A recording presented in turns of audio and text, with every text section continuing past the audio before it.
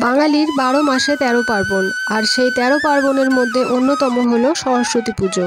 সরস্বতী পুজো মূলত পড়ুয়াদের পুজো। সারাদিন উপবাস থেকে নতুন জামা কাপড় পরে অঞ্জলি দেওয়া, শিক্ষা প্রতিষ্ঠানে যাওয়া, এই সবই থাকে সরস্বতী পুজোর তালিকায়।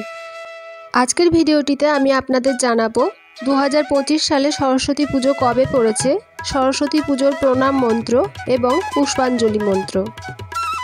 এই বছর মাঘ মাসের পঞ্চমী তিথির শুভ সূচনা হচ্ছে 2রা ফেব্রুয়ারি সকাল 9টা 14 মিনিট থেকে এবং শেষ হচ্ছে পরের দিন অর্থাৎ 23রা ফেব্রুয়ারি সকাল 6টা 52 মিনিটে।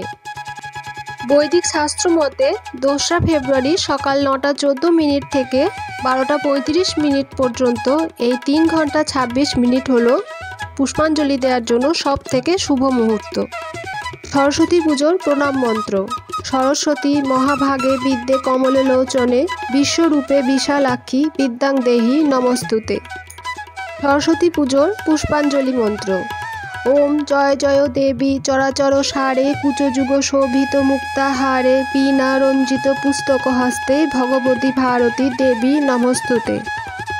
নমো ভদ্রকল্যৈ নমো নিত্যং সরস্বত্যৈ নমো নমো বেদ বেদাঙ্গ বেদান্ত বিদ্যাস্থানে এবচ।